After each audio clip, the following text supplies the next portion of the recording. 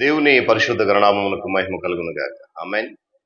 క్రీస్తునందు ప్రియులారా, దేవుడు తన మహాకృపను బట్టి మరలా నూతన ఉదయకాల సమయంలో ప్రాముఖ్యంగా 8వ మాసం మొదటి పరిశుద్ధ దినం అద్భుతంగా తన కృపలో జ్ఞాపకం చేసుకున్నాడు. ఎంత ఆధిక్యత, సమయము, ఆరోగ్యము, క్షేమం ఇచ్చాడు. అందుని బట్టి ప్రభు ఉన్నతమైన నామమునకు ఘనత కలుగును గాక.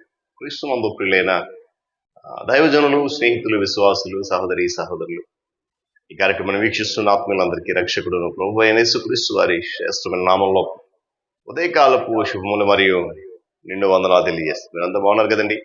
చాలా సంతోషం. రండి, ఏ దినము కూడా మేము ప్రేమతో నేను ఆహ్వానిస్తున్నాను.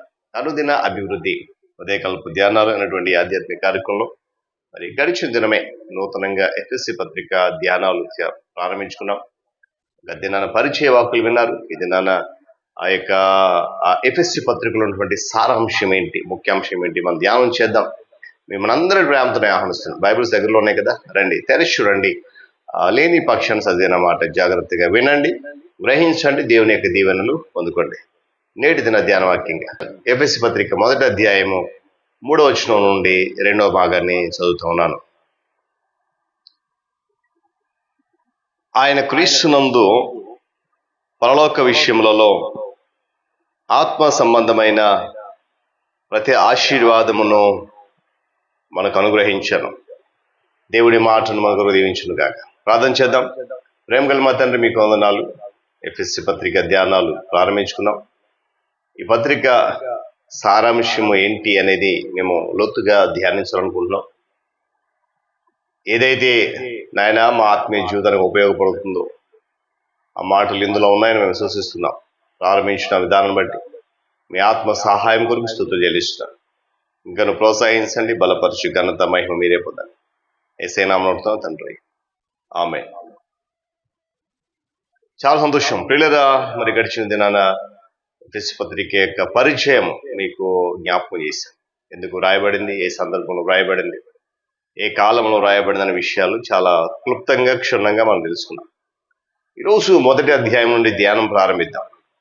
ఈ మొదటి 3 వచనాలు ఈ దినాన ధ్యానంలో యొక్క ముఖ్యాంశం ఏంటి? ఈ 3 వచనాల్లో ఉన్నటువంటి సారాంశం అంటే క్రీస్తులో విశ్వాసుల యొక్క స్థాయిని, అంతేకాకుండా పరలోక సంబంధమైన ఆత్మ సంబంధమైన ఆశీస్సులు వారికి ఉన్నాయి. పవిత్రులు, పరమస్థలాలు, నమ్మకస్తులు, ఇలాంటి అనేక పదాలు ఈ 3 వచనాల్లో మనం చూస్తాం. పవిత్రులు లేక పరిశుద్ధులు, పిలువబడిన వారు, క్రీస్తు యేసులో లేకపోతే ఆయనలో అనేటువంటి మాట, ఈ పదము ఏమండి ఈ పత్రికలో మూలమైనటువంటి ఈ మాట యొక్క పూర్తి అర్థం ఏంటంటే క్రీస్తులో మన ఐక్యత ఏదైతే ఉందో దాన్ని సూచిస్తాము. విశ్వాసులు అనబడిన వారు క్రీస్తులో ఉన్నారు కాబట్టి వారికి ప్రతి ఆధ్యాత్మికమైనటువంటి దీవెన లభించింది ఇదివరకే. కారణం ఏంటంటే విశ్వాసులు ఆయనకు వేరుగా ఏమీ లేదు.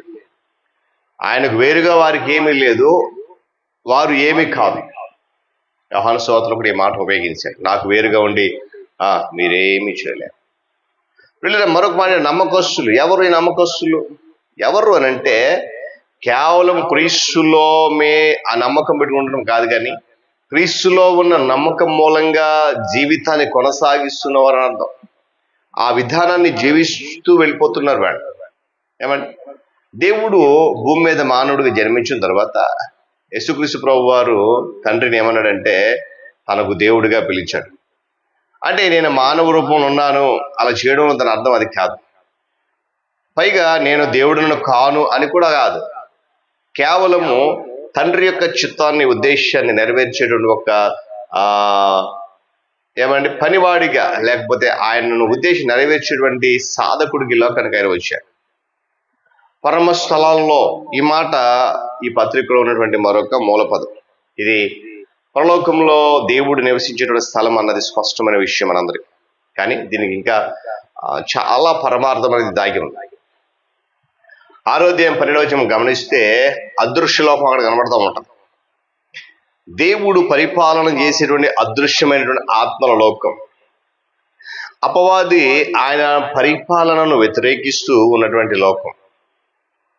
ఏమండి, అక్కడ దేవుడు పరిపాలన ఎలా ఉంటుందంటే అత్యున్నత స్థాయిలో ఉంటుంది. ఎందుకంటే ఆయన పరలోకంలో ఉన్నాడు కనుక.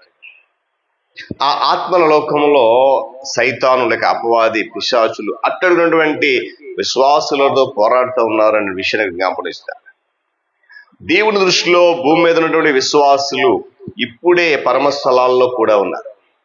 ఎందుకంటే వారి నాయకుడు లేక మన ప్రతినిధి, మన ప్రధాన యాజకుడు అక్కడ ఉన్నాడు కనుక వారు ఆయనలో ఉన్నారు. ఎవరు?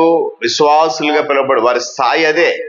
అదే సమయంలో శరీరంలోనైతే ఇంకా భూమి మీద ఉండి అదృశ్య లోకంలో ఉన్నటువంటి దురాత్మలతో పోరాడుతున్నారు. ఇక మరొక ప్రాముఖ్యమైన విషయం ఏంటంటే ఆధ్యాత్మిక ఆశీస్సులు. ఇవి ఆధ్యాత్మిక లోకం దీవెనలు. అంటే మనకు పాపము నుండి విముక్తినిచ్చి మనల్ని సంరక్షిస్తూ, కాపాడుతూ, పోషిస్తూ, ఆత్మ సంబంధమైన వారిగా చేస్తూ, క్రీస్తు కొరకు జీవించే విధంగా తగిన సామర్థ్యాన్ని ఇస్తూ, చివరకు ఆయనతో శాశ్వతంగా ఉండే విధంగా మనలను పరలోకానికి తీసుకెళ్ళేటువంటి దేవుని కృపా సంబంధమైనటువంటి దీవెనలు ఇవి. దేవుని స్తోత్రం కలుగునుగా. అంటే దేవుడు ఇంకా ఇతర విధాలుగా కూడా దీవించాడు. అంటే శారీరకంగా, మానసికంగా, ఆర్థికంగా దీవించాడని పౌలు ఇక్కడ నొక్కి చెప్పట్లేదు. కానీ ఆయన నొక్కి చెప్పితే ఆ సంగతుల గురించి కాదు, కానీ కేవలము ఆత్మ సంబంధమైన ప్రతి ఆశీర్వాదం క్రీస్తునందు ఎవరైతే ఆ స్థాయిలో ఉన్నారో వారికి వచ్చిన దేవుని గురించి జ్ఞాపకం చేస్తారు. ఈ పత్రికలో పిల్లల దేవుడు విశ్వాసులకు చేరుకునే ఆధ్యాత్మిక దీవెనలు కూడా గురించి చెప్పాడు పౌలు. మనలను అంటే ఎవరో కొద్ది మంది మహనీయులను కాదు, కొంతమంది వరకు కాదు, కానీ ఏమండి విశ్వాసులందరికీ అర్థం. ఎవరైతే క్రీస్తులో ఉన్నారో వారందరికీ దీవించాడు. ఏమండి ఈ మాట భూతకాలంలో ఉంది. అంటే ఇదివరకే ఆయన మనల్ని దీవించేశాడు కదా. ఇంతకు ముందే విశ్వాసులు ప్రతి ఒక్కరికి కూడా ఆత్మ సంబంధం దీవెనలన్నీ కూడా ఆయన ఇచ్చేశాడు. దేవుని స్తోత్రం చెప్పండి. ఇవి క్రీస్తులో ఉన్నాయి. ఇప్పుడు ఇవి ఎక్కడ ఉన్నాయో ఆ క్రీస్తులోనే విశ్వాసులు కూడా ఉన్నారు. నేను అందుకే ప్రారంభం చెప్పాను, క్రీస్తులో విశ్వాసుల యొక్క స్థాయి, ఆధ్యాత్మిక ఆశీస్సులు ఈ 3 వచనాలు మనకు కనపడతాయి. కనుక పిల్లరా, ఈ పత్రికలు మరింత శ్రేష్టమైనటువంటి మాటలు ఉన్నాయి. మనం ధ్యానం చేయబోతున్నాం. ప్రార్థన చేయండి, ప్రోత్సహించండి. ఈ మాటల ద్వారా ఒకరిడొకడు ఆదరించబడాలని, ఆత్మసమ ఎదగాలని కోరుకుంటూ, దేవుడి మాటలు దీవించాలని కోరుకుంటూ ముగిస్తున్నాను. ప్రార్థన చేసుకుందాం. మహోన్నతుడా, మీకు వందనాలు. ఆత్మ సంబంధమైనటువంటి ఆశీస్సులు ఎవరిలో ఉంటాయి, ఎవరికి ఉంటాయంటే క్రీస్తులో ఉండేటువంటి విశ్వాసుల స్థాయిని బట్టి, వారి వారి ప్రవర్తన బట్టి ఇస్తానంటున్నావు.